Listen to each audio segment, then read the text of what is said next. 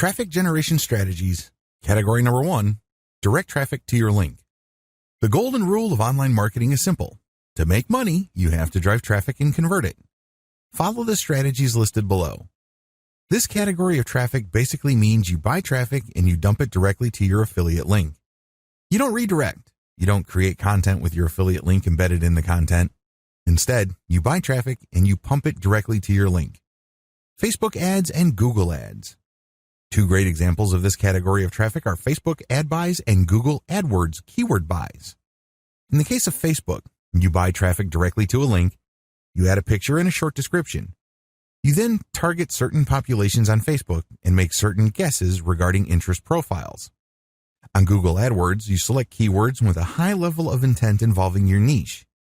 These keywords indicate a high willingness to buy whatever it is you're promoting. You run the campaign so you can see whether you are getting a high volume of clicks or not. To do this right, you should use redirect domains with tracking. This means that when you take out an ad on Facebook or other websites, you use a domain that actually redirects to the affiliate link. This is not always possible. Make sure you follow the terms of service of the places you're buying traffic from. Redirect your domain so your affiliate sponsor doesn't steal your traffic from under you. You also need to use targeting URLs.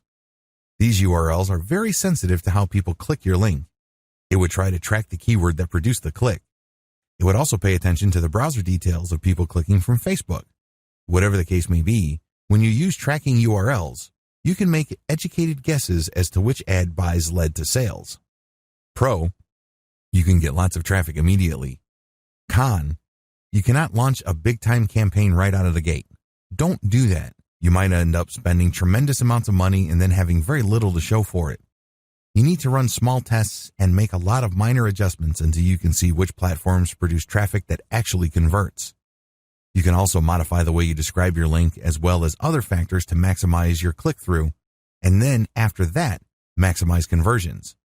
Direct traffic requires a multi-step process. You may have to spend quite a bit of money optimizing.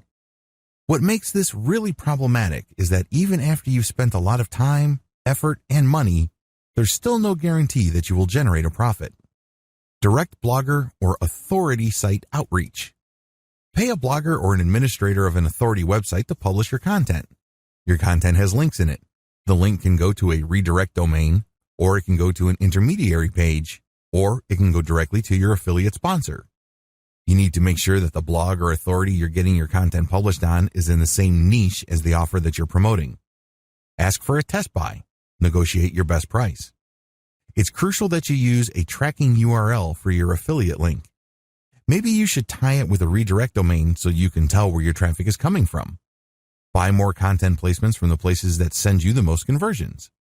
You can optimize your placements from places that send you a lot of traffic, but ultimately, if they can't convert, you should drop them and focus on conversions.